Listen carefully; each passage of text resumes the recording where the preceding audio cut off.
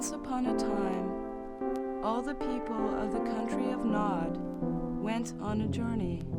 Their leaders, their lords, their great fathers spoke of a rich land at the end of the road in the direction called west. "Let's walk together down the road," the leaders said, "and as we walk, you'll pick the rich fruits of the land on either side of the road and give them to us, and we will give you some to eat and guard you on your journey." And the people of the country of Nod did that. Then one day, a bird came flying from the west. "Oh, why do you follow this road?" it cried to the people of the country of Nod. "Just a few miles from where you stand, this road will give way beneath your feet, and you'll fall off a cliff and into a chasm so deep that you're certain to die."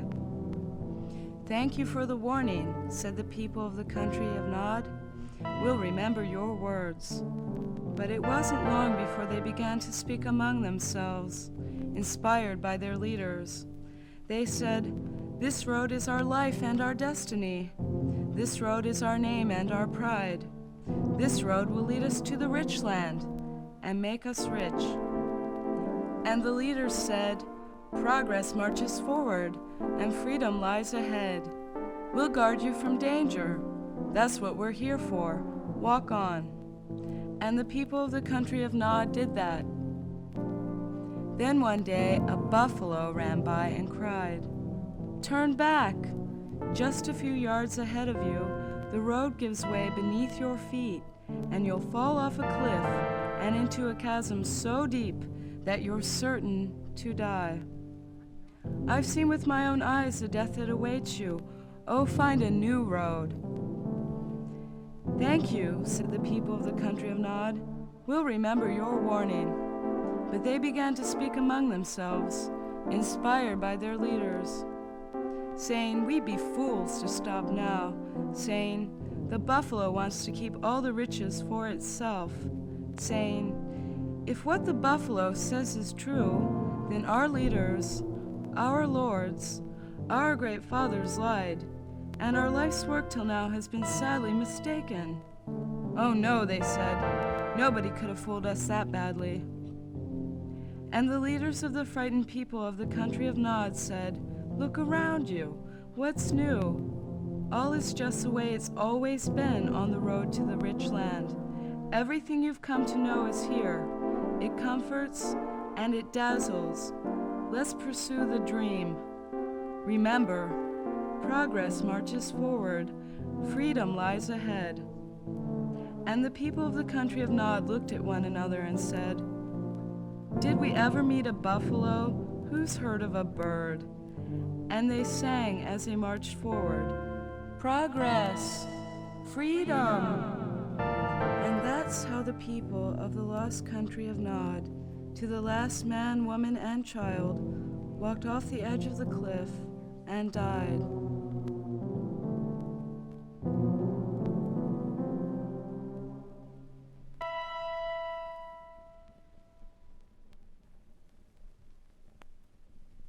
What is your name? What is your address? Are you a citizen of the United States? Pose, please.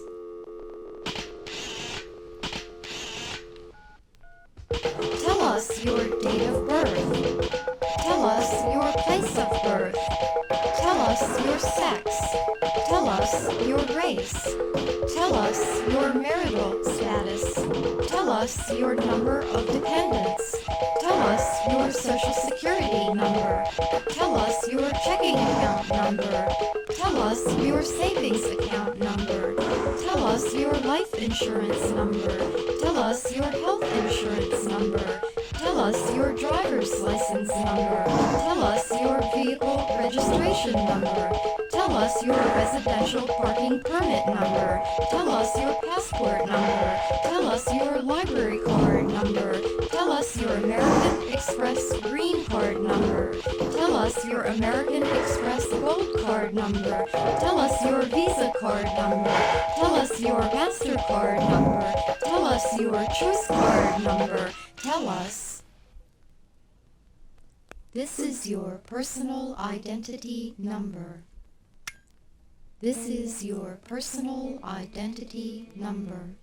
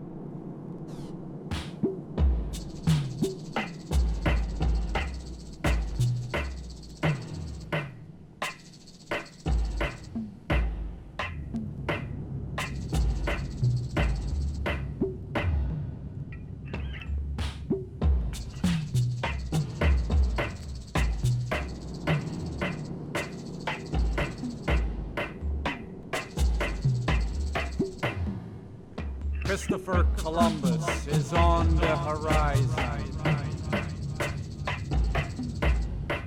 Just off Amerigo Vespucci land. He's a brand new breed of businessman.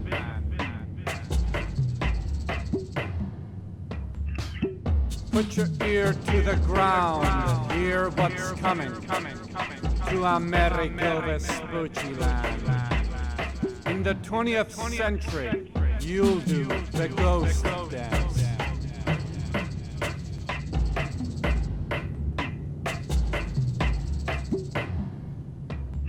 Christopher Columbus is on the horizon. He's coming for slaves. He's looking for gold.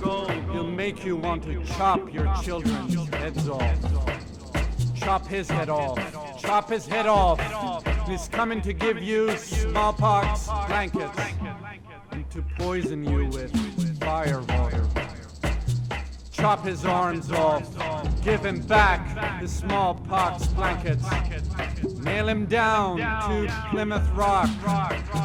Put your ear to the ground. Hear what's coming to Amerigo, Vespucci land. In the 20th century, you'll do the ghost dance.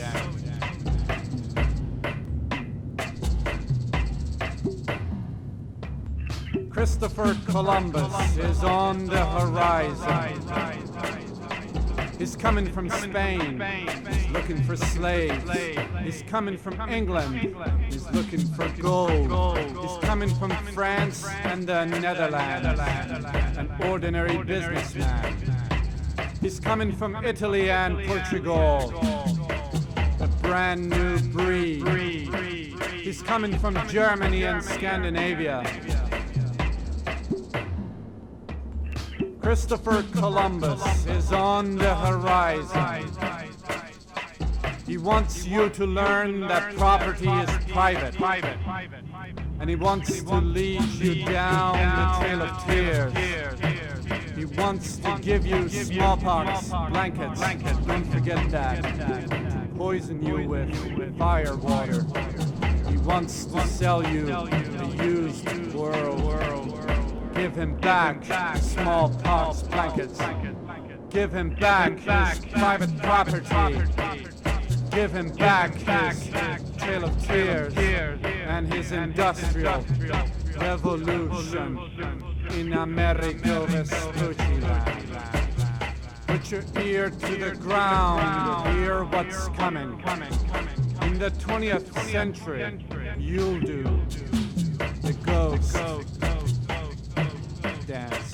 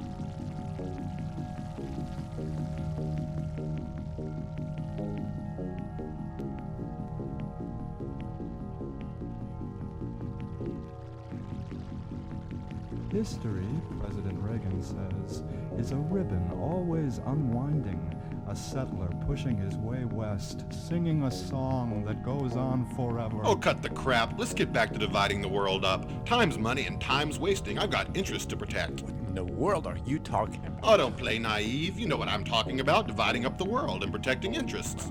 I guess I'm having moral qualms in front of our stockholders. Well, let's just show them we're taking care of them, like we've always taken care of them. When Columbus and his sailors came ashore, all right? Is everybody with me? Carrying swords and speaking oddly? The Arawak Indians ran out to greet them and brought them food and water and gifts. This is what Columbus said about it in his diary.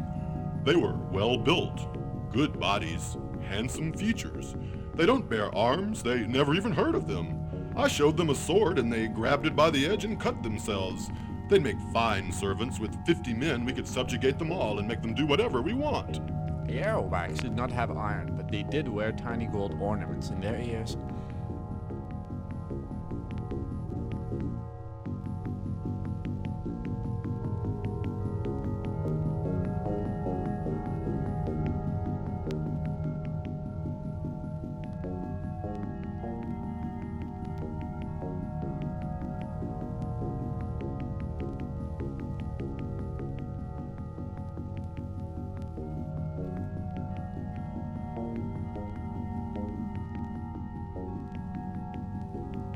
So Columbus sent out expedition after expedition into the interior. They didn't find gold, but they had to fill the ships returning to Spain with some kind of dividend, right? So in 1495, they went on a great slave raid.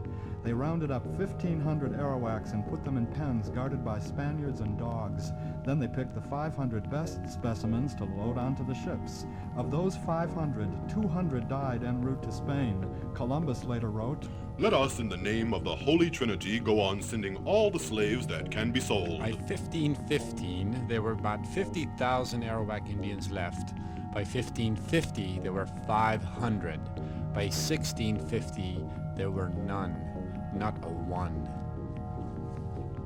Bartolomé de las Casas is the chief source of information about what happened on the islands at Columbus's hands. He was a young priest and he wrote 2 books called The History of the Indies. He wrote, The Indian men were sent many miles away to work in the mines, while the women remained behind to tend the soil. Thus, the husbands and the wives were together only once every 8 or 10 months, and when they met, they were so exhausted and depressed, they ceased to procreate. As for the newly born, they died early because their mothers, overworked and famished, had no milk to nurse them.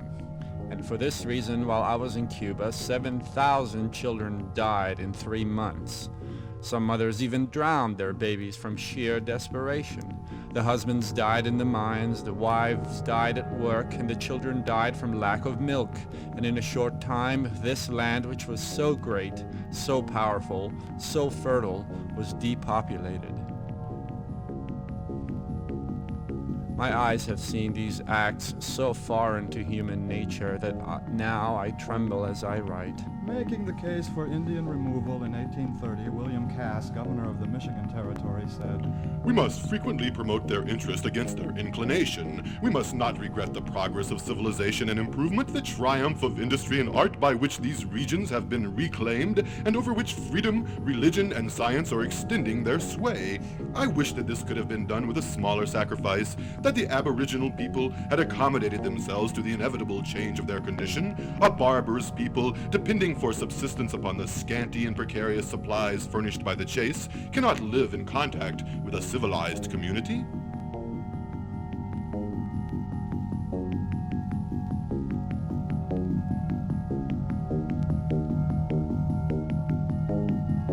If the Indians would only move to the new lands across the Mississippi, Cass promised the Shawnees and the Cherokees that "The United States will never ask for your land there. This I promise you in the name of your great father, the President." That president was Martin Van Buren. The next was Andrew Jackson.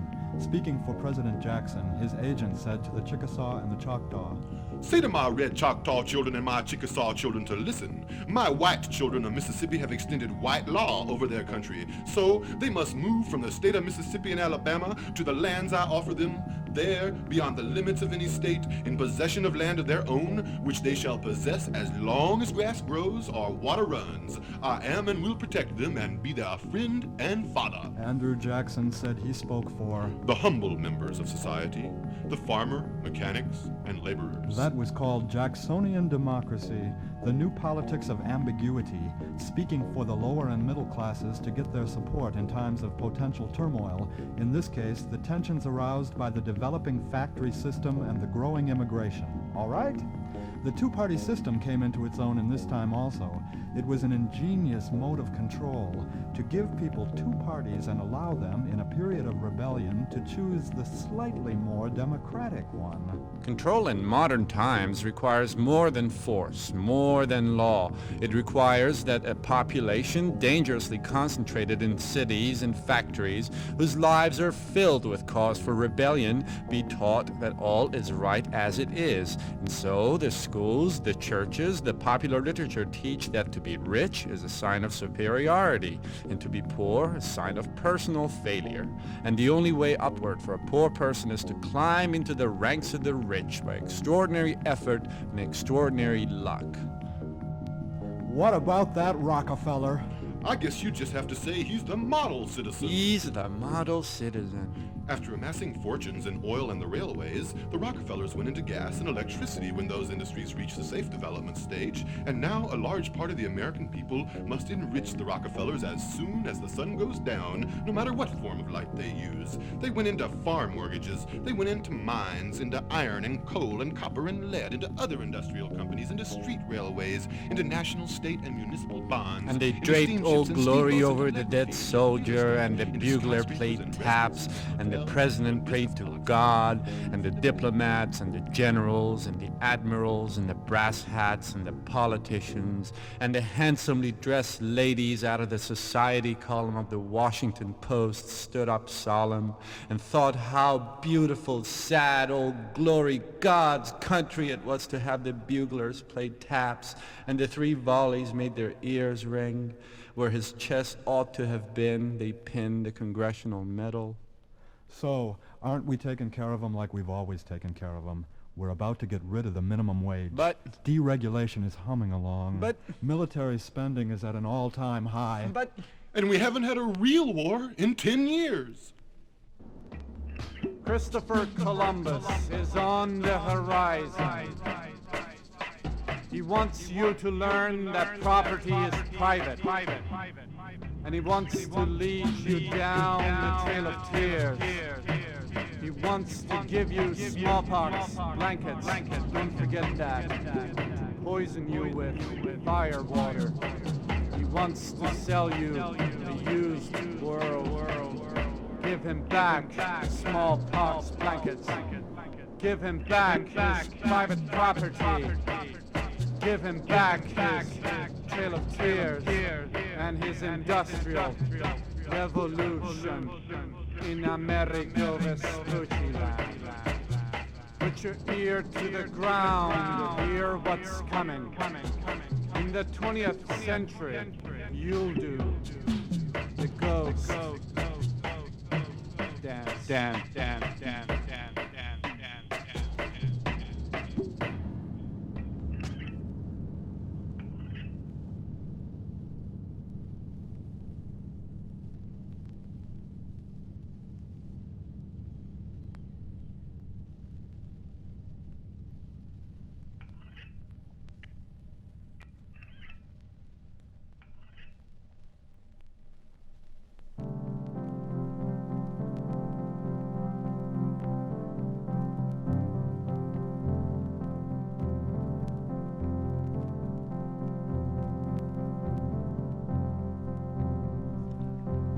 Who owns the city? We do. We own the buildings and the streets. The city is our livelihood and our undoing. We don't belong to anybody. They live outside all the time. We drive cars on the highway. They own rags, some dolls. We have houses and jobs. Everybody has to have something. We own the city, its buildings and its streets. Who owns us? No one.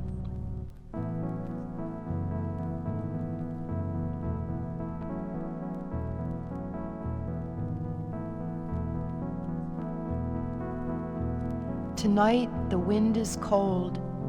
We get in cars after the office. They huddle with pigeons on the streets, settling down on the sidewalk with the moon overhead. We get in cars after the office. They head down alleys to find a place to hide from the cold, from the glances of strangers. Who owns the city? We do.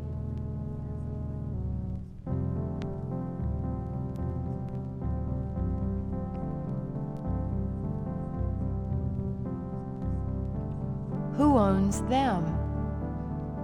No one. We leave our cars and go in houses. They make their house out of scraps they find. We leave our houses and go out to eat. They find their food where they live, on the street. and in the alley.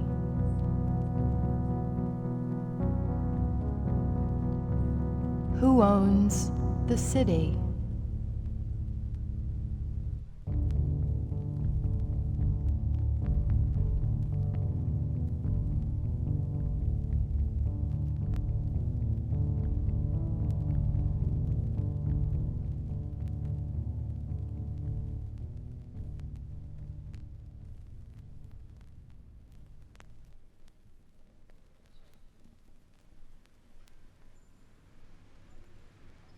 When I fall asleep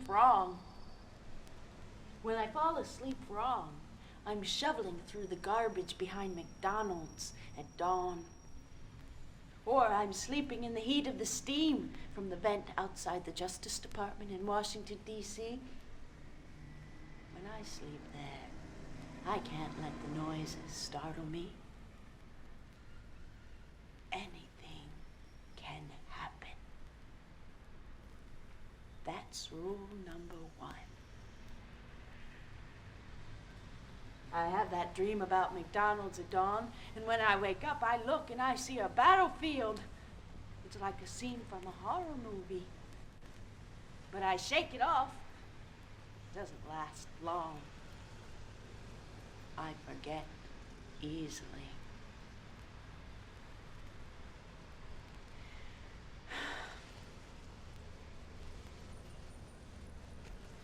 I bite the skin on the inside of my mouth when I get nervous, which is all the time. I am nervous. I'm nervous. It's this night. It makes me nervous. And you make me nervous too. I'm nervous all the time, in constant fear of being such a loser. My life a loss. What if I get sick? What if I get sick? I can't pay them to make me well again. I worry about it so much. I'm making myself sick. I know I need help. I need help. But I don't want to go to the shelter. I don't want to be in the shelter. I can't expand. I want to have the elements.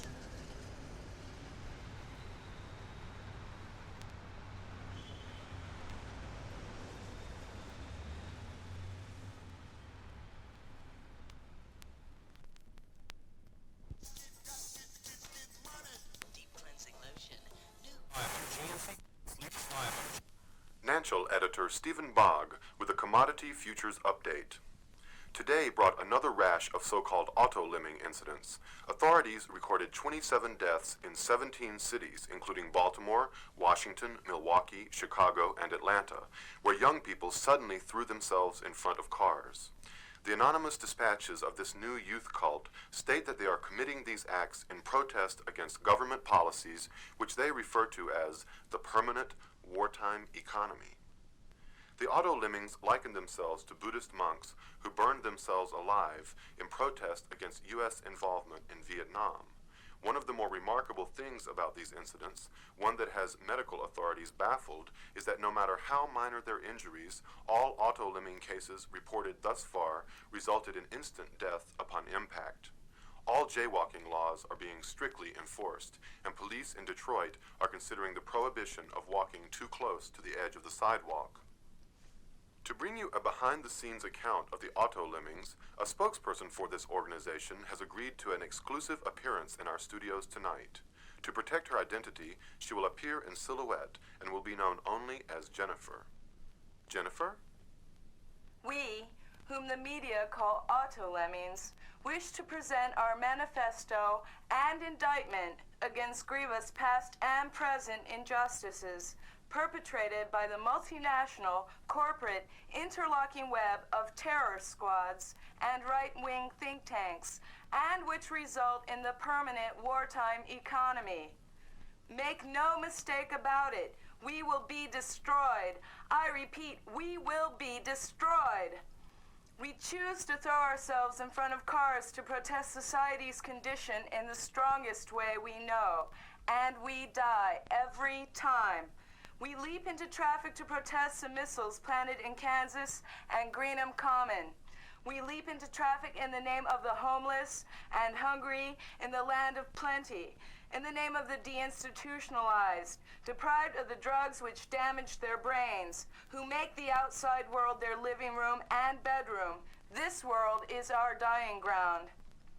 We leap into traffic in the name of the history of resistance to the creeping death, the multinational fit of power. We leap over nuclear waste sites that are fenced off for 10,000 years. We cartwheel into traffic on a continent peopled through genocide. We will be destroyed. I repeat, we will be destroyed.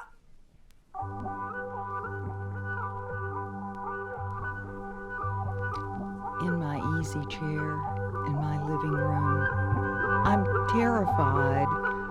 I feel the fuses sizzle. I feel the strings pull. I remember to forget and forget to remember. I wouldn't do that if I were you. I will behave in line. I will behave. The city hums in her ears like her blood. She is waiting for the phone to ring, for better food, for a love life. She is waiting for things to get better. Things are getting better, aren't they? Why can't they get better faster? Why can't we get better faster? His wartime economy is permanent, isn't it? Nothing's going to change. How wonderful. What's a low ideal? Robots in automated factories don't even need lights to work by. What do you mean, the least among us? I can cite them by their clothes. They're not real Americans, are they?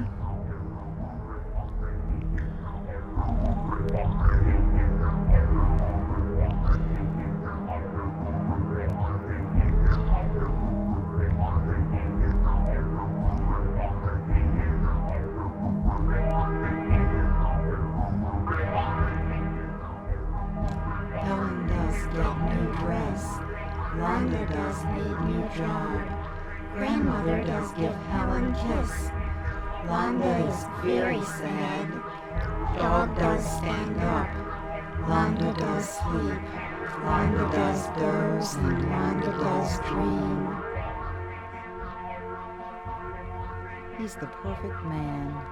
He has money, lots of it, and a prestigious family, so the money will never run out. No more rent and gas and electric bills, no more laundromat. He owns multinationals. His limousines have dark windows, like sunglasses, like hiding, like nightshades, like deadly, deadly nightshade. He's seriously handsome and fastidiously coy. You remember him, and the memories haunt you.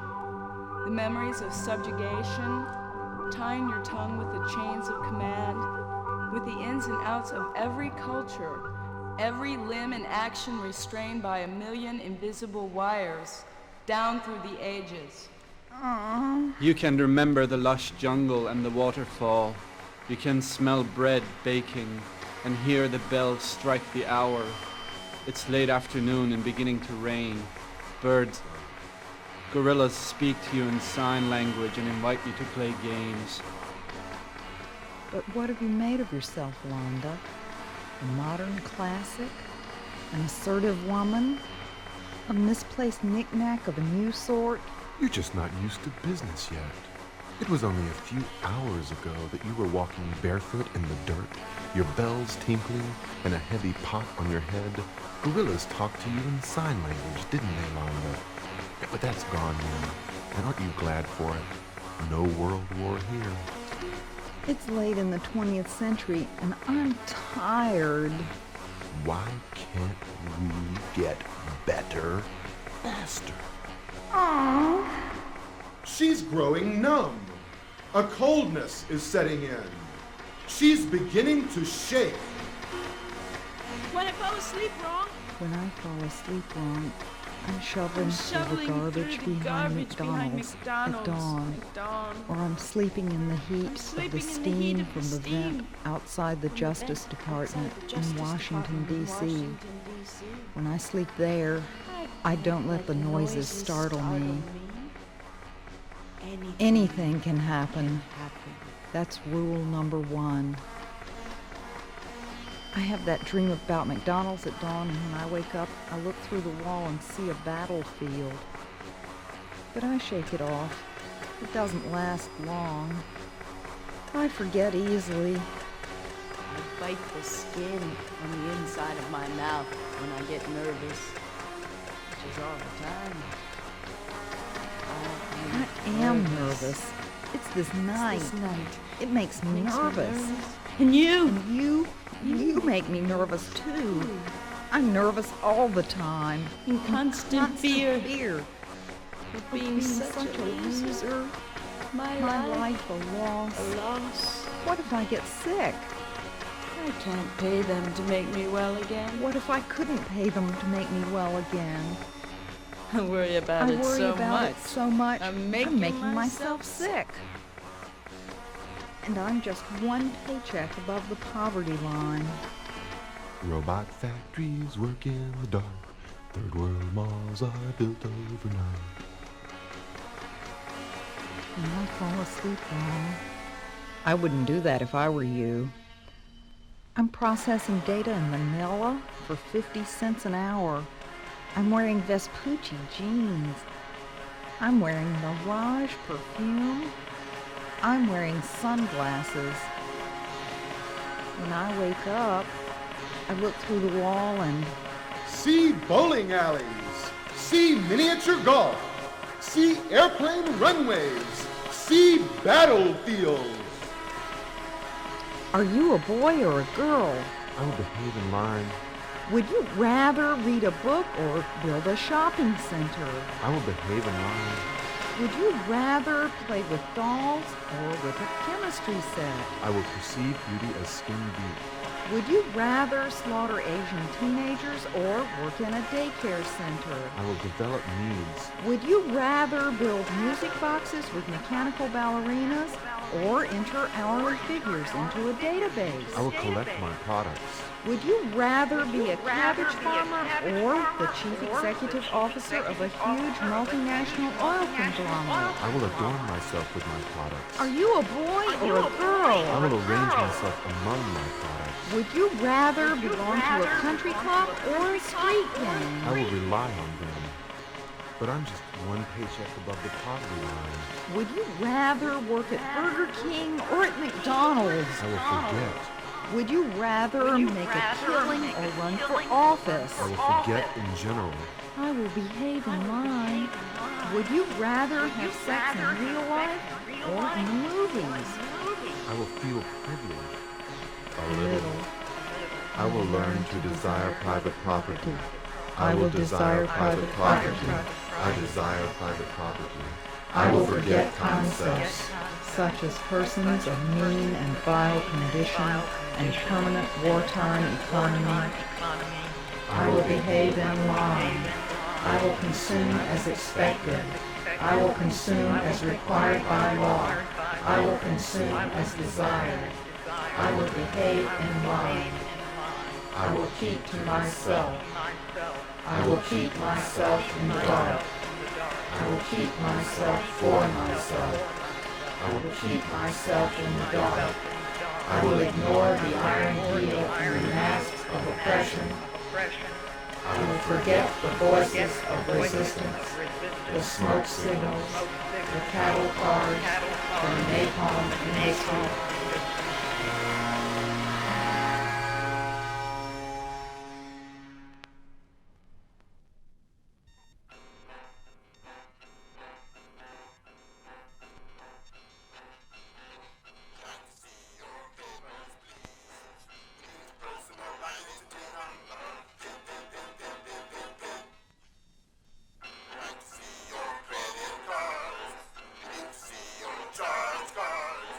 We like to feel buying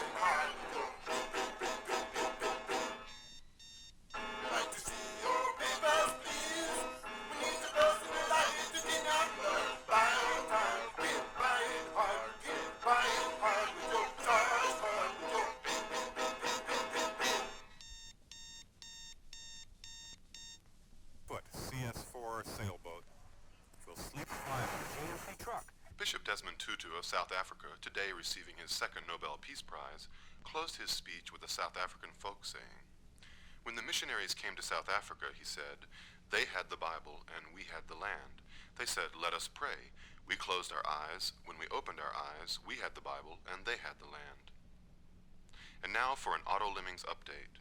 Sources in the international intelligence community have been working round the clock to determine whether the Auto-Lemmings are connected to any terrorist organization or liberation forces. Early rumors that the Auto-Lemmings are either led or funded by radical splinter factions of Islamic Jihad, the PLO, or the IRA have been proven unfounded. The whereabouts of their headquarters and communication centers remains a mystery. The toll in deaths from autocides continues to mushroom. Traffic in many cities has all but ground to a halt. A ghostly calm has descended over the highways as citizens by the hundreds of thousands have chosen to walk or take mass transit to work. This station today received a recorded message from the Auto-Lemmings organization. It purports to be an explanation for the self-destructive behavior of these young people. We'll play this recording for you now. The speaker identifies herself only as Jennifer. The last preserves of the autonomous individual are under siege. Today, human relations are irregulars and seconds at the closing days of the warehouse sale of life. The lines form because everyone knows the rest is junk. All that remains are the remains. In any case, talk of satisfaction of the basic material needs is obscene, given the world's absolute need and suffering that serve as a means for such satisfaction. Within this context of grim necessity, freedom too is grim. It's the desperate flight from the specter of misery. The smile buttons seek to chase from mind the daily carnage and drudgery. One smiles because the living are sad. That was Jennifer, a spokesperson for the Auto-Lemmings. The Kellogg's Company recently reduced the iron content of its frosted rice cereal to 10% of the government's recommended daily allowance from 25% after consumers discovered they could move the flakes of the cereal around with magnets. Now, the spokesperson says, frosted rice can't be moved with magnets unless, quote, they are very, very strong, end quote.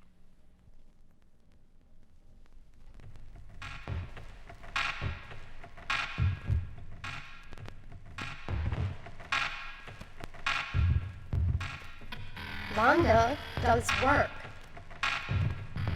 This is your personal identity number. Londa does work hard. Make work equal Londa.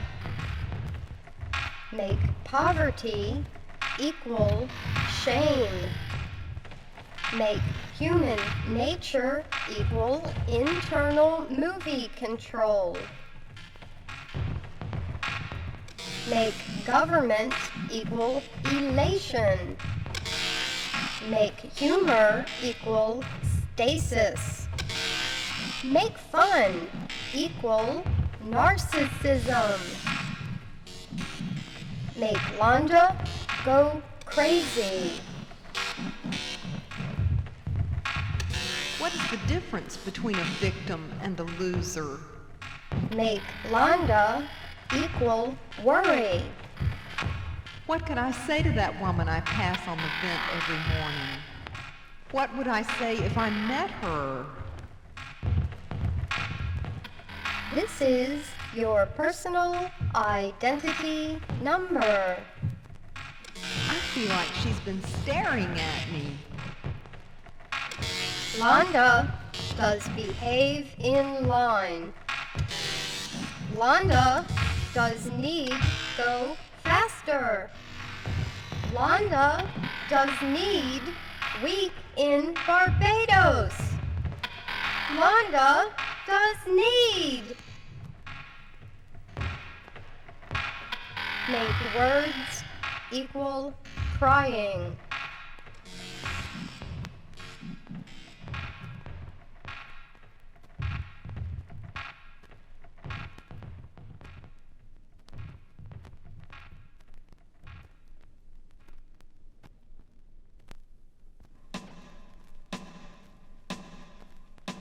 Last call. The Empire Builder making station stops at Philadelphia. Charleston, Muncie, Akron, Des Moines, Chicago, Detroit, Milwaukee. Gate Q, track 18.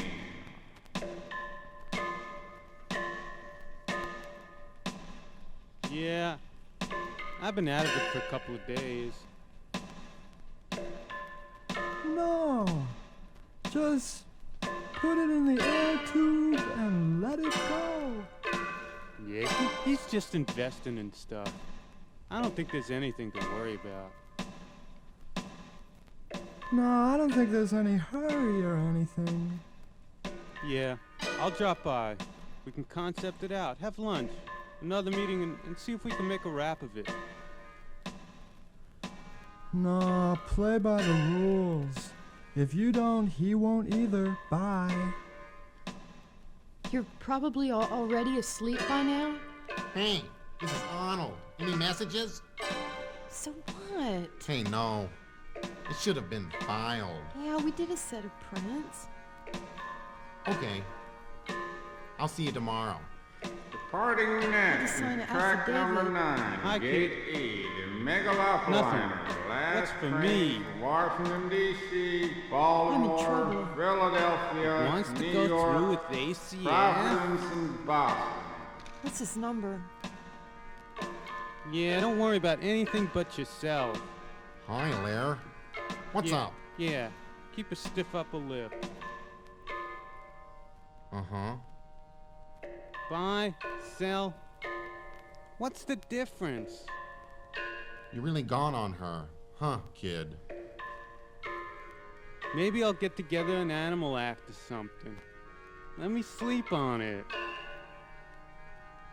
Hey, you're invited. Me again. I got it. Let's call the subdivision Diversified Homes. Just shelve it and call it 9900C. I've got her working on it. We're looking good on the ultra suede. Announcing departure of the Silver Media. They have much better Last P.I.N. train from Or vice versa. Kingston, Oslo, Manila, Buenos Aires, same Barbados. It's too warped. You can do a lot with it.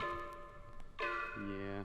I told Joe, I said, Joe, it's getting to be difficult. Let's try running the 6630. I think we got a problem here. This is your consultant speaking. Just let me finish. We had a good meeting this morning. You going to Buffalo on Monday? I should be able to make it back to work sometime in this lifetime. Yeah, I gotta give my love to him. Bye. He said, look, Steve, I've got a lot of respect for you. I've got a lot of respect for your company. But,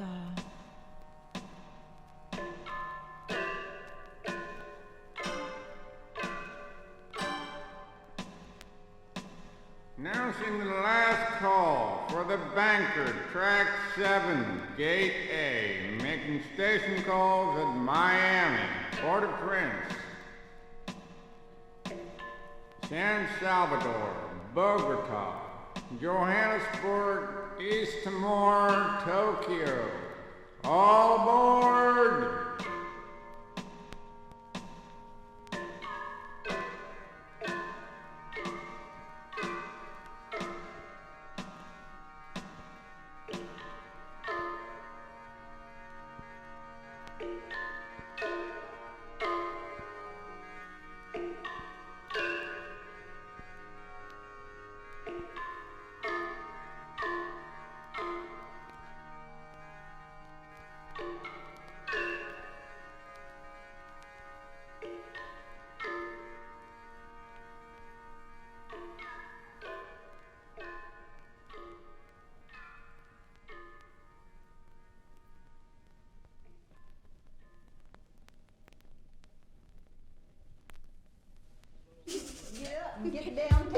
get down and get up. When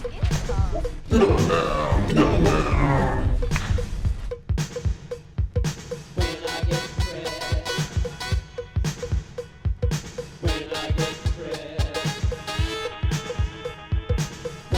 get depressed, I buy things. Not just anything, I buy shoes, all kinds of shoes. When I get depressed, I buy things. But mainly only shoes. Only shoes? Some people buy other things when they get depressed. But I buy shoes. I buy shoes. When I get depressed, when I get depressed, I buy shoes. I buy shoes. When I get depressed, when I get depressed, I buy shoes. I buy shoes. When I get depressed, when I get depressed, I buy shoes. I buy shoes. When I get depressed, when I get depressed, I buy shoes. I buy shoes. When I get depressed, when I get depressed, when I get depressed, when I get depressed. Some people drink when they get depressed, but I buy shoes. I buy shoes. And some people sleep when they get depressed, but I buy shoes. I buy shoes. And some people eat when they get depressed, but I buy shoes. I buy shoes. And some people take drugs when they get depressed, but I buy shoes. I buy shoes. And some people feel sick when they get depressed. I buy shoes. I buy shoes. And when I think of South Africa, I buy shoes. I buy shoes. And when I think of machinery, I buy shoes. I buy shoes. And when I think of death, I buy shoes. I buy shoes. And when I think of you, I buy shoes. I buy shoes.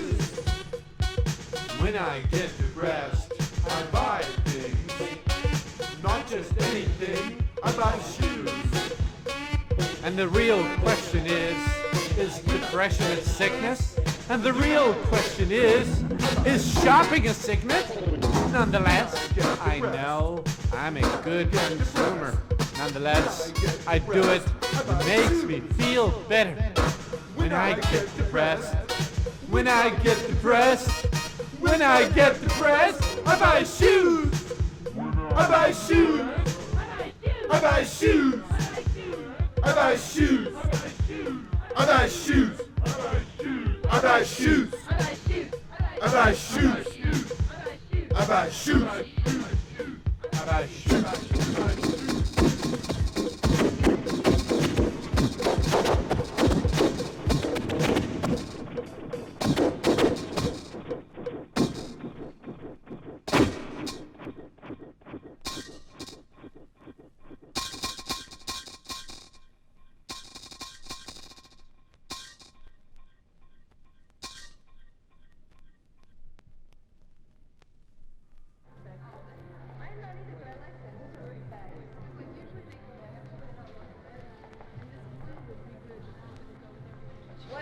Doing here? Me? I'm not supposed to be here? You're supposed to be at 5th and I Streets. I don't know what you mean. This is my location. I didn't realize this spot belonged to anybody. Well, it's mine, and yours is at 5th and I, isn't it? This is a public mall. Oh, I'm sorry. I thought you were someone else. I thought this was strange. It is. It's very strange. What do you mean by your location? My place to act. Are you a street performer? See this? I'm going to swallow this and throw myself in front of a car. You're not really gonna do that, are you? Mm-hmm. It's so extreme, isn't it? Doesn't it seem extreme? Mm-hmm. I've heard about you people on the news. I bet. Are you all right? Are you all right? Well, no, but at least I'm not killing myself. No. What are you doing? What are you doing?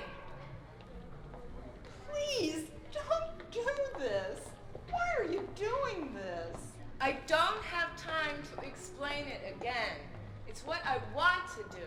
Why? Change the world, lady. Don't try to change me. No! Stop! Help! Please! Help! She's an Auto-Lemming! Your life is a soap opera. This isn't doing any good. Why is this happening to me? It isn't happening to you, lady.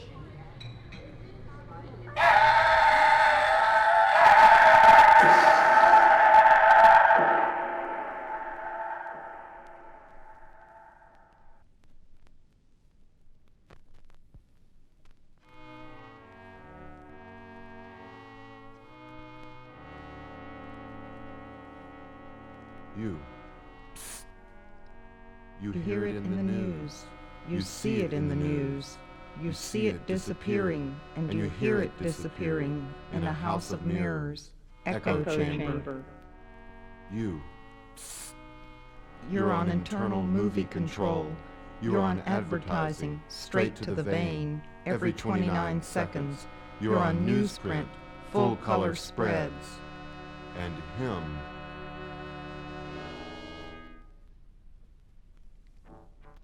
I hear the noise in history. I can hear it through the news. I hear it through the bedroom wall. And him. Sometimes he plays memory mechanic. Today, he's the chairman of accuracy in media. Tomorrow, he'll send teenagers with Allah firebranded in their eyes into the minefields of Kurdistan to see who they get theirs from. It's all in a day's work, 7 to 11. The rest is graveyards. Sometimes he works the graveyards. The government loves it. People live for it. It scares them silly. We like being scared because we are. And you? You're a prison guard and a data drone. You work in a team. You make it work.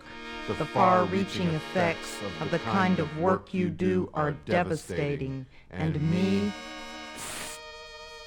I'm on internal movie control. I'm on a 3-minute attention span. I'm on national permanent alert. I'm in my living room, in my easy chair where I behave in line. I see the poor on TV. I see the homeless and the hungry through the icy screen that is my mind's eyes. You've lost yourself.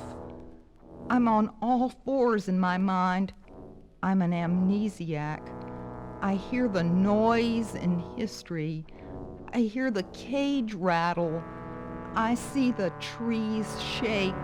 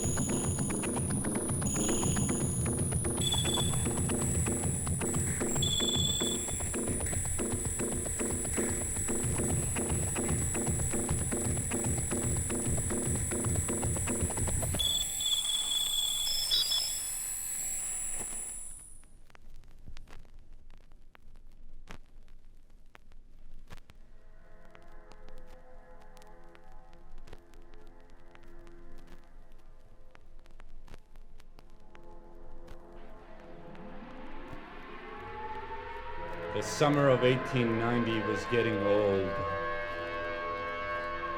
I did not know then all that was going on, but some things I had heard, and much more I heard later. When Good Thunder and Kicking Bear came back in the spring, the white man at Pine Ridge put them in prison a while, and then let them go.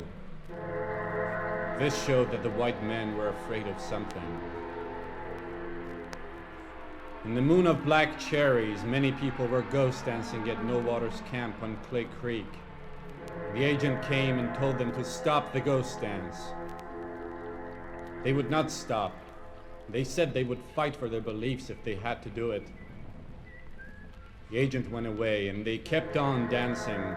They called him Young Man Afraid of Ghost Dancers. Later, I heard that the Brules were ghost dancing over east of us. Then I heard that Bigfoot's people were ghost dancing on Good River Reservation. Also that Kicking Bear had gone to Sitting Bull's camp on Grand River, and that the people were ghost dancing there too. Word came to us that the Indians were beginning to ghost dance everywhere.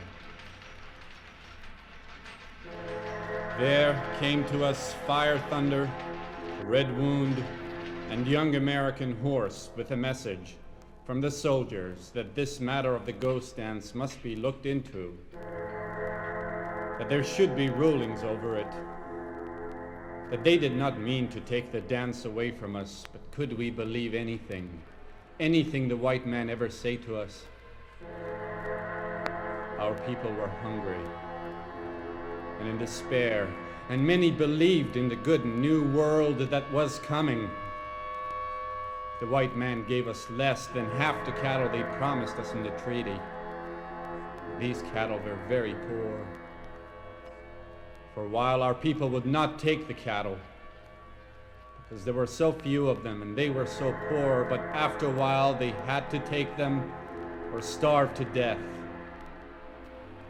So we received more lies than cattle, and we could not eat lies. And when the agent told the people to stop the ghost dance, their hearts were bad. From dancing on Wounded Knee, I went to the Brules, who were camping at Cutmeat Creek at this time. We ghost danced there a while, and a vision came to me. I saw the flaming rainbow. Below the rainbow was a teepee made of clouds. Over me, a spotted eagle soaring. And he said to me, "Remember this." I've thought much of this vision since, and now I know that the vision of the flaming rainbow was to warn me, maybe. And I did not understand. It is hard to follow one great vision in this world of darkness and many changing shadows. It is among these shadows that people get lost.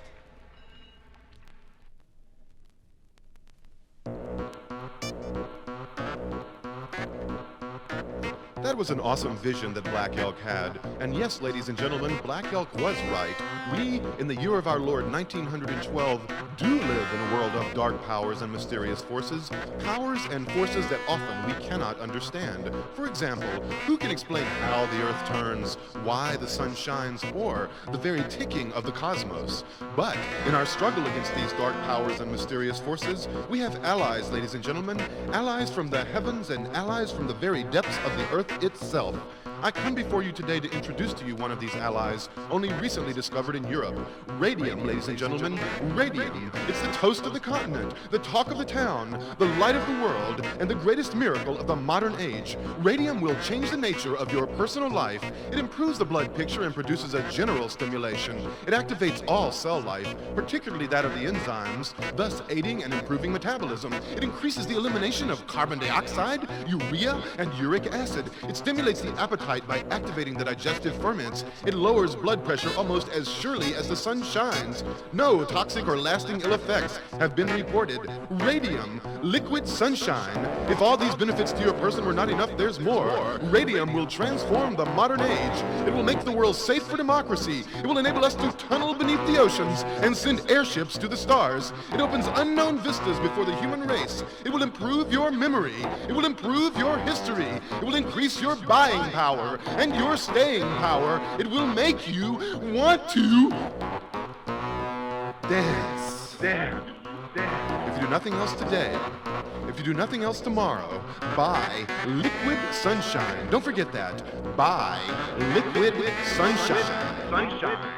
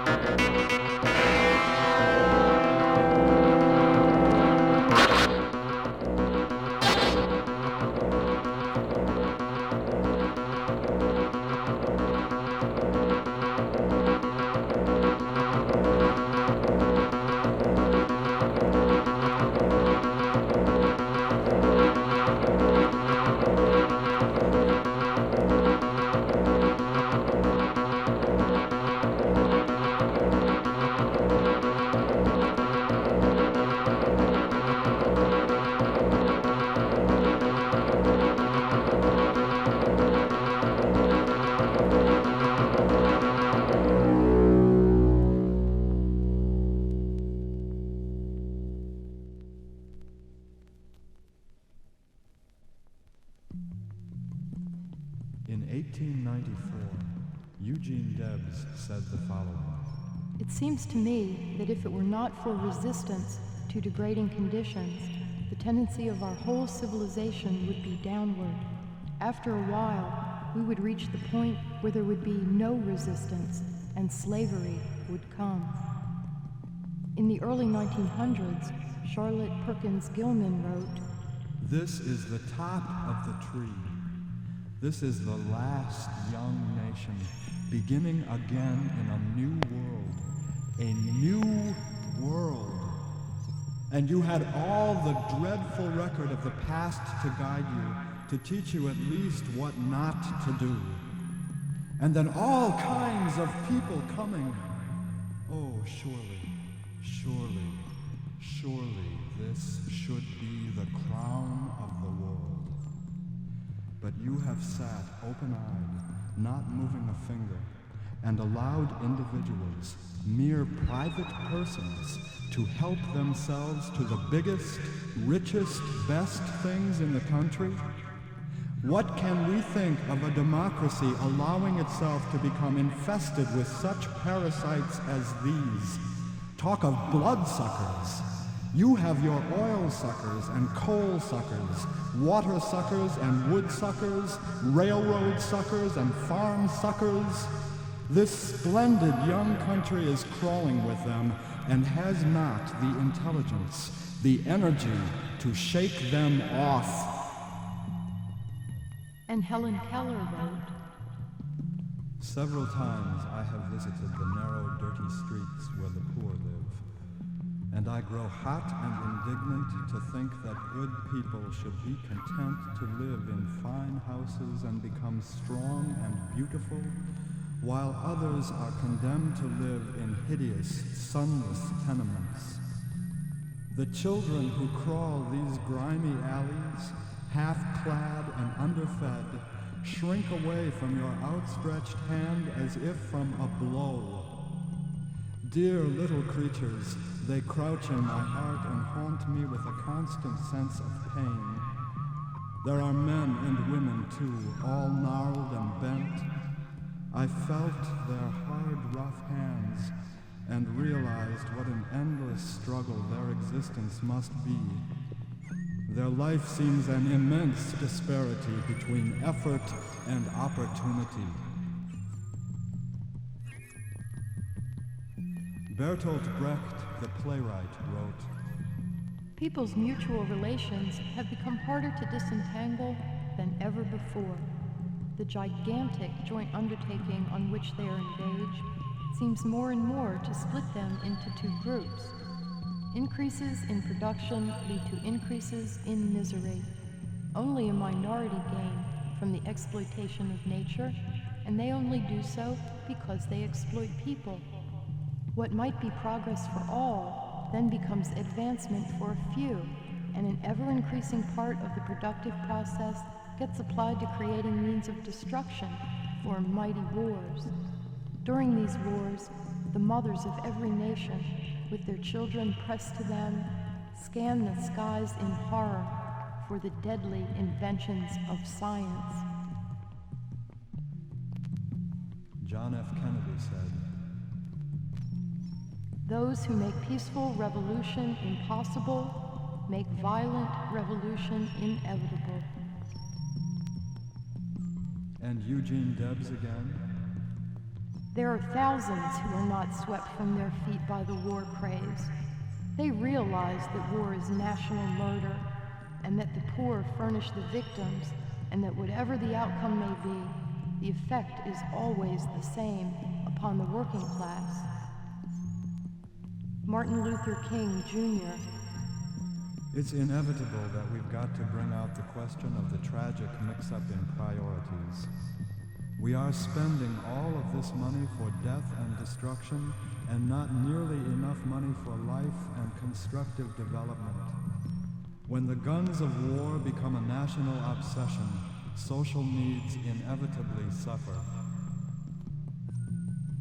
Bishop Maurice Dingman of the Catholic Diocese of Des Moines, Iowa, speaking on the massive foreclosures of farm mortgages in the mid-1980s, said, We're dying. If we lose these family farmers and businessmen in small towns, we have lost the bedrock of democracy.